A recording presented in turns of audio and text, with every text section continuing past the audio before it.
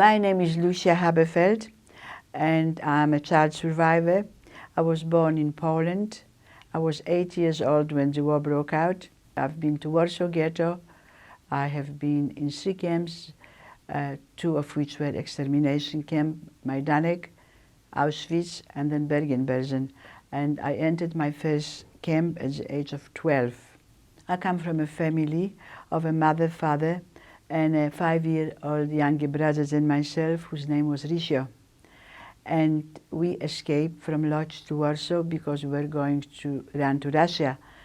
But the winter of 1939 was a very severe winter. It was very, very cold, and my parents decided that an 8-year-old child and a 3-year-old child is too young to have, to escape and to go through hardships.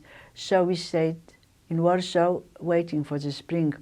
But unfortunately, by the time spring came, the Warsaw Ghetto was created and we were headed into the ghetto.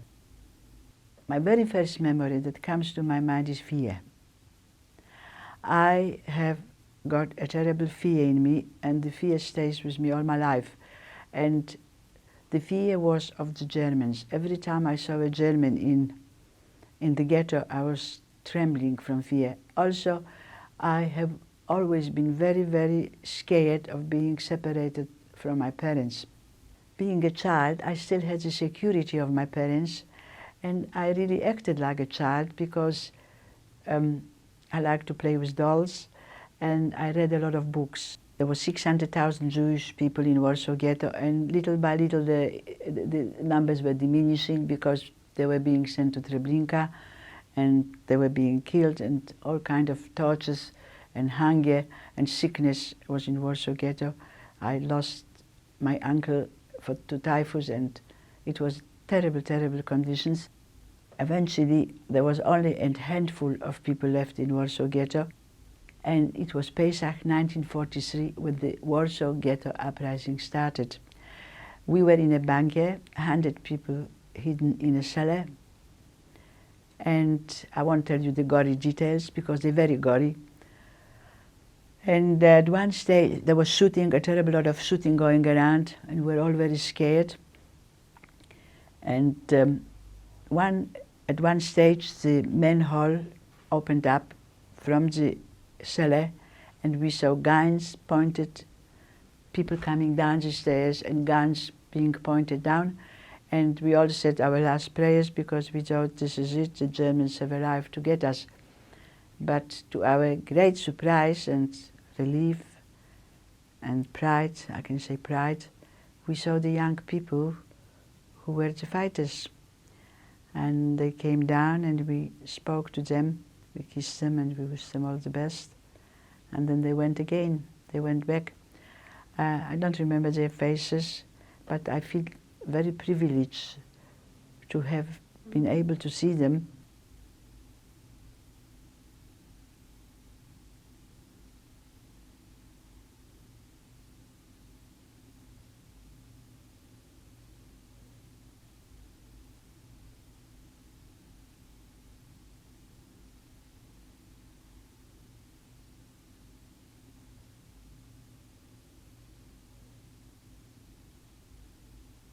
We stayed there a whole night, and then they loaded us into trains, into cattle trains, and the cattle trains had very little window, a very small window, and no air, no water, and people were suffocating, and people were undressing naked, and people were losing their mind.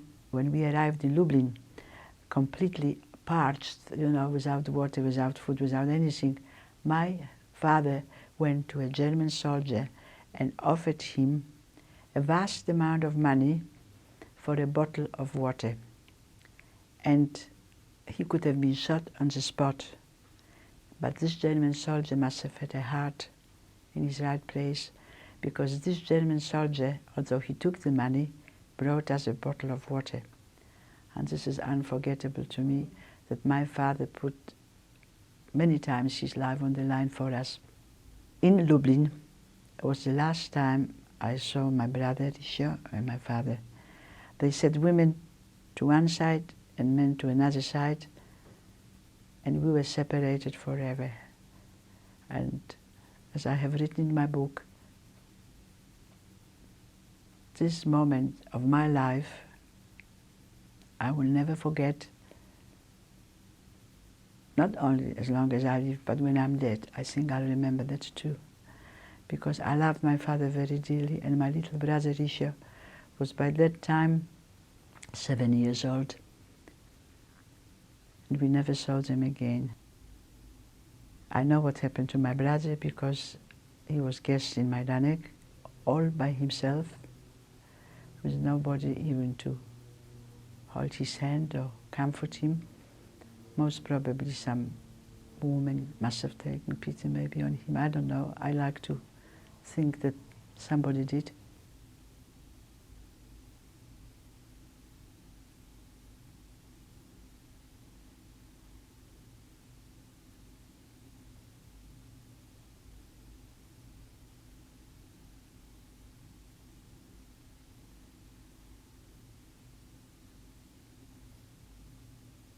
Being a Läuferin saved my life and my mother's life, because being a Läuferin in Bekleidungskammer, I was exempt from selections, apart from having extra food.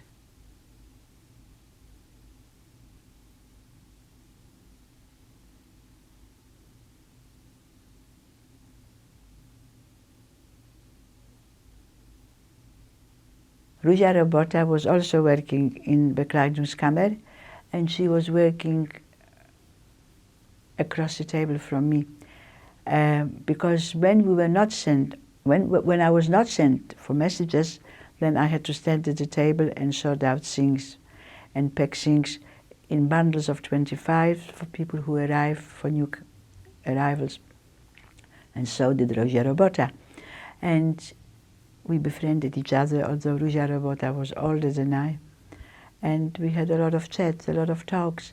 And I never speak to schools without mentioning Lusia Robota, because in my eyes she's the greatest heroine. One day, on Saturday afternoon, we heard terrible explosions, and there was a strengste blocksperre, which meant everybody had to go to the barrack, nobody was allowed to be out. And we found out later on that there was an uprising, that one of the 5 gas chambers was blown. Now, Lusia Robota, she and 3 other girls, one was Alla Gertner, which I also knew, the other 2 I didn't know, were smuggling dynamite to the men from an ammunition factory. They did not work in ammunition factories, but they had a connection with girls in ammunition factory, and they were smuggling dynamite for whole 12 months. And they were passing it on to the men who used to come in the evening from the Sonderkommando, from the crematorium, to take the dead bodies to burn them. And the men staged the uprising. So the Sonderkommando, the Jewish men who worked in the crematoria, they cut the electric wires and they all dispersed. They all ran away different way, but they were all recaptured and they were all killed. Rosa was, and the other girls were captured too, and they were tortured. And none of them gave one name except the names of the people who were already dead. And they were all hanged. The 4 of them were hanged. And I saw her being hanged. I averted my face, didn't want to see, and I got a slap for it. And I was told, you must watch. So I watched, and her last word in Polish was revenge.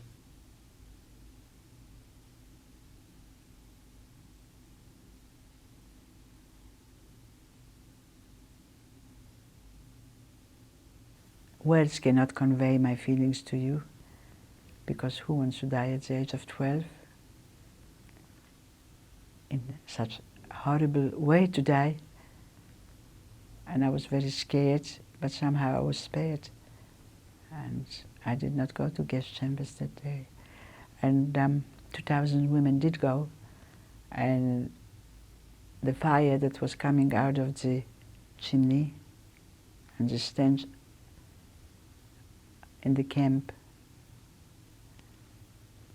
was so terrible that we all sat and cried.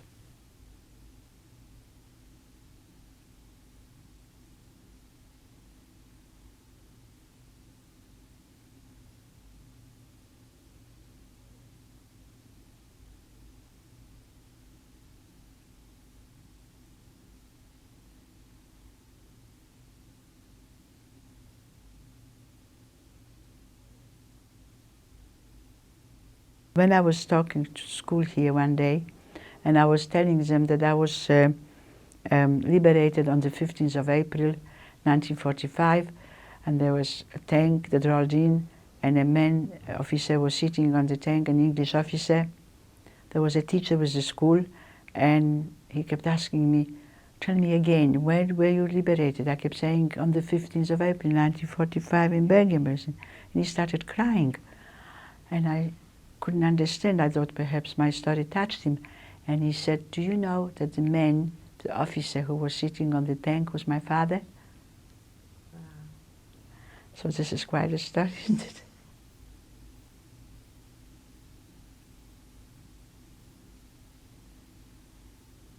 What kept me going? When I look back, was the will to live, the will to survive. Although I never believed that we will, but the will to survive and the little bit of spirit that every human being has in his soul that helps us survive, because we were dehumanized, we were branded like cattle, we were beaten, and you know, we were really not human beings anymore, but yet we were. Because we had a lot of human feelings. Girls stuck together to each other. If two girls would form a friendship, they were called Lager sisters, and they help each other to survive because each one would give the other courage. And that's how I think I survived with my mother. But we were fighting for our survival, we really were. But when I watch today's children, I can see what I have missed. I mean, I have missed schooling. I have missed the friendship of young kids. I have missed the worry-free time that a child is entitled to have. I was burdened with fear. I was burdened with responsibility for my life and my mother. I was dehumanized and humiliated like everybody else. My childhood was absolutely, totally stolen from me. There's no two ways about it. I have a fear. I have a nameless fear. I panic very quickly over stupid things. I have anxiety. I can't look at a chimney, factory chimney, without remembering gas chambers. My world has been colored. Alsatian dogs, I'm very scared of. I'm actually scared of all dogs because of that, because the dogs were accompanying us at the death march. Rain, would you believe it? Rain. If it's a heavy rain, I get very sad because I remember the rain in Auschwitz beating on the roofs of the barracks and the hopelessness of our situation. It has been colored, very much so. I am overprotective mother. My children hate it. I'm always scared. I want to, protect them. I don't know from what, but I want to protect them. I think there is a danger in everything. They say to me, Mom, can't you see anything positive in anything? There is a danger in everything. I attribute it to what happened to me because I was a carefree child and quite a relaxed child. And when I look at my granddaughter, I see myself in her, she's very, very placid, and she sings and she plays, and I was like that too. I work for the Holocaust Museum because I'm very grateful to God. I'm a great believer for saving my life. I don't know why. I'm not better or prettier or clever than anybody else, but I did. And I think I owe something to the Jewish people and to non-Jewish people as well. I have a debt to pay, and I talk to schools because, first of all, I commemorate my family, my brother Risha, my father, my uncles, my aunties, all my extended families, my grandparents, the 6 million Jews, the 1.5 million children, of whose one was my Risha. I do that for that reason. That's my one reason. My second reason is I have a message: tolerance. Don't ever think that you are superior to anybody else because of the color of your hair, eyes, the shape of your nose. You're not superior. You might be superior in different ways, but definitely not by race. There is no such a thing as a superior race and inferior race. We are all the same. That's the message I leave to them.